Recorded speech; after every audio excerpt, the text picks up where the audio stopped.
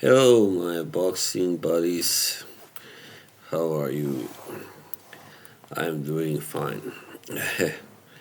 so, finally, yeah, I didn't do the video for last weekend because there were too few fights with boxers that I knew enough about and stuff. So this Friday, we have a really good card coming up in Riyadh. And yeah, so there are several fights I would like to say something about. Of course, the main event is Joshua versus Ngannou, and the co-main event is Zhang versus Parker. But before we get there, I want to say a few things about a couple of other fights. Right? We have Israel Madrimov fighting the great Israel Madrimov. Fighting Magomed Kurbanov, who is unbeaten at 25-0, actually. And I know that Kurbanov holds one bigger victory and so far, and that's over Liam Smith. Yes, so he's a more like a technician, a boxer, a boxer. And he's got only, 13 KOs, not that many, 52% knockout percentage. He's also beaten Michel Soro and Patrick Teixeira and Dmitry Mikhailenko. So those are his best wins. Also Diego Gabriel Chavez, who was already on the slide, however. But anyway, Kurbanov really has a pretty good record. However, Madrimov is the real draw here, I would say, because he has defeated. He has been very impressive. He has beaten also Michel Soro by a stoppage actually in the ninth round. Also, yeah, even though he doesn't have the quite same record or hasn't fought as many well-known fighters, but he's got only 10 fights, 9 wins and 1 technical draw, which happened in the rematch with Soro. Yeah, so, yeah, that's his only blemish, if you want to call it, even though it's not a real blemish because it wasn't a real draw. It was because there was a head clash and somebody got cut. Soro, I think, yeah. So it had to be stopped early, the third round. Well, anyway, both guys are orthodox. Kurbanov has a slight 1 inch height advantage and 1 inch reach advantage also, and he's 1 year younger than Madrimov, who had a long and distinguished amateur career before he became a pro. That's why he doesn't have that many fights at 29. So, yeah, this will be a very good fight. Very evenly matched, I would say.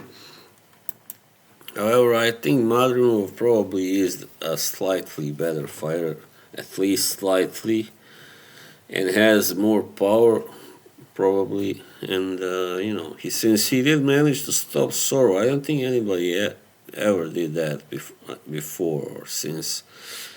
And that Soro was a really quality fighter. So, yeah. However, I don't think Madrimov, I doubt he will be able to stop Kurbanov. If he does, it will be really, the sign that he really is the next great thing. He's from Uzbekistan, of course, and Kurbanov is from Russia. But, yeah. So, anyway, this fight is for 10 rounds, or was it 12? I think it is 12 rounds, actually.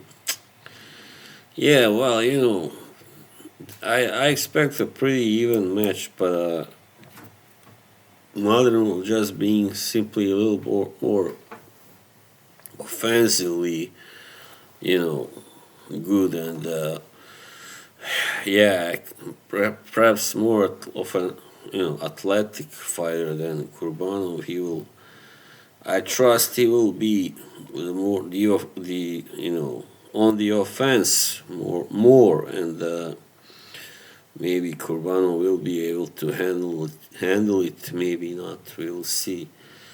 But I think the best thing is to go for a Madrimov victory on points. I can also see a late stoppage happening if Madrimov lands enough, but probably it will go the distance. Yeah. Right, and I see also there is a fight that I saw anyway, Kalajic fighting, but that's next week. All right, doesn't matter. And then what else do we have? We have Ray Vargas versus Nick Ball. Yeah, that's an interesting fight. Yeah, I think this is a featherweight. Ray Vargas, he's coming back from his first loss to Oshaki Foster, but that was at 130. So this is a 26 for a WBC belt, which Vargas still holds. He's 33, so he's kind of starting to get up there. When it starts, fighters usually start to decline, but he's still not that old. But he has quite many fights, Ray Vargas. He's got like 37, 36 wins. He's not a puncher either. He's got 22 KOs. Well, he's not a big puncher anyway. And Nick Ball also, he's got like 11 knockouts, 19 wins, no losses. So far, very good technical, fast guy, explosive. But when he wins by a stoppage, it's usually when he has been very dominant and landed many punches on his opponent, and he's not one of those sudden knockout guys or that can knock out a guy with just a few punches. Definitely not. Yeah. So what do I expect? Ray Vargas, is very tricky still, and he's the champion, defending champion, and even though Vargas has a slight knockout percentage advantage, I wouldn't say he hits harder, but he definitely has a lot more experience. He's started as a pro in 2010 and Ball in 2017, so huge experience there. Vargas has 234 rounds as a pro and Ball 90. So this will be hard to win for Ball, but I like him as a fighter, but I don't know if he is clever enough to solve Vargas, his style. That's the big problem. I think one of the reasons why he lost against Oshaki was that Oshaki himself is a pretty clever fighter, but he was also naturally bigger, had that advantage, and so I think probably Vargas will win. I don't exclude the possibility of an upset, let's say, because Vargas is coming off his first loss. You don't know. Sometimes fighters don't react well, to that, and him having fought for a long time now, he may be on the decline also, because maybe that Foster fight just exposed, that he's on a decline. So I'm not really excluding the possibility of Ball winning, but most likely Vargas will retain his style. He will probably win on points. Well, and then we go to the big fights. All right. First, Zhang versus Parker. This is a really interesting one. Between a huge, lumbering giant knockout beast that is Zhang, and just a really good all-around boxer fighter like Parker, but who doesn't possess anything. I mean, special of when it comes, especially as a puncher. He doesn't have a really big punch, but yeah, he can hit still all right. But he has, however, boxing skills definitely.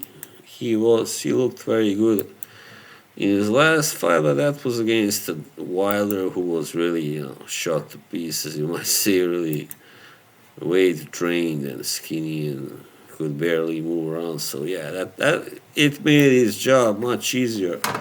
Yeah, Parker is a lot younger at 32. Zhang is 40, actually 40.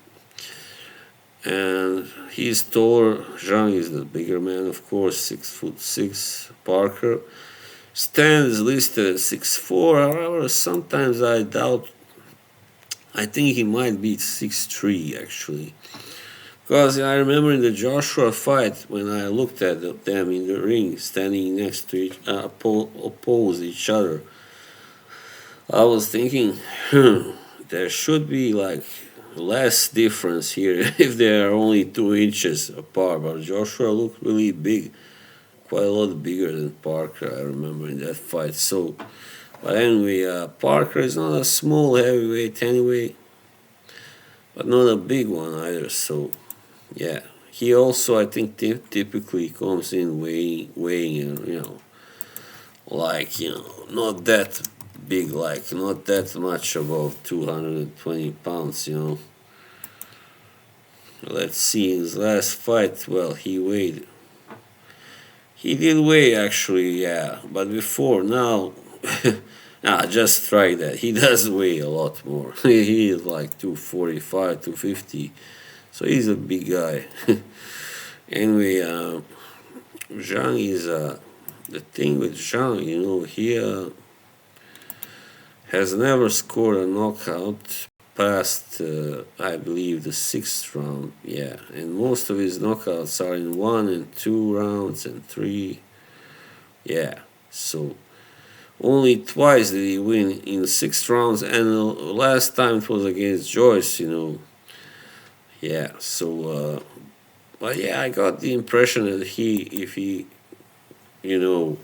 had to go more than 6, then he would have, could have stopped Joyce in the 7th and 8th also.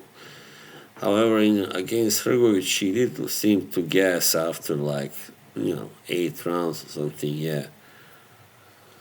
So, if Parker makes it that far, it means probably he's good. He will not get stopped, not get knocked out. And if he does the same as Hrgovic, he can win. Then come back late, have a late surge, win the last 3-4 rounds, assuming that he already won like 3 from before, and yeah, he can get a decision. But it will be hard. I know that Zhang, also being that old, relatively, he knows this is his chance. If he loses this now, probably will not get a bigger fight even, or another, maybe not even another as big one as this. And even if he should get it, it may not come in time till he's already, past his prime, so past his best, or starts to decline. So, yeah, I mean, he has to win it pretty much. He should. So he will be going, gunning for a knockout within the first, 4 or 5 rounds probably. Yeah. So Parker is a tough guy, tough cookie. He has been knocked out once, against Joe Joyce, accidentally. But that was in the 11th round after a really hard fight. And so, we don't know if he can be stopped, but, I mean, we didn't think Joe Joyce could be stopped or knocked out, but he got knocked out by Zhang in the 3rd round, So Zhang is just a monstrous puncher. I mean, the damage he did on Hrgovic, who is a very tough guy, you see it there, and that Hrgovic managed to survive and come back goes to his credit anyway. But to make a long story short, I think,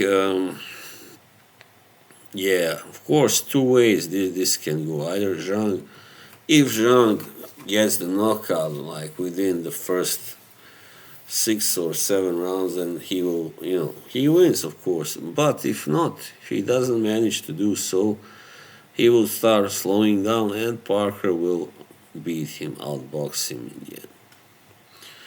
So yeah, there are two ways this can go. As I said, I can't go just for one prediction. Sorry, it's too hard. Too hard. But if I must, then I go with Zhang, because he is the more formidable fighter here, to put it that way. And yeah, Parker has struggled before, and yeah, it will be a hard fight for him. I think harder than for Zhang, probably. So yeah, I think probably Zhang wins by a knockout. In like maybe, I don't know, 6 rounds, something like 5, 6. All right, and then the last big fight, of course, which is a weird fight, one might say, is Joshua versus Ngannou. Yeah, what to say about this? Joshua has 3 losses already, 27 wins, 34 years of age. Actually, Ngannou has an inch reach advantage. It's interesting. Even though he's at 6'4", like 2 inches shorter. And he's 37, but he's still a young, 37, obviously. And the way he looked against Fury was really, I mean, that loss on his record shouldn't, in my opinion, shouldn't have been a loss. It should at least have been a draw, if not a victory. I thought that he won against Fury. All right, let's make that clear. I thought he won, and pretty clearly, convincingly. Like, I believe I had it 96 to 93, something like that, because of course, the knockdown and everything. So Ngannou really impressed everybody, I think, with his boxing skills. Nobody thought he could, do that, box as well as he did.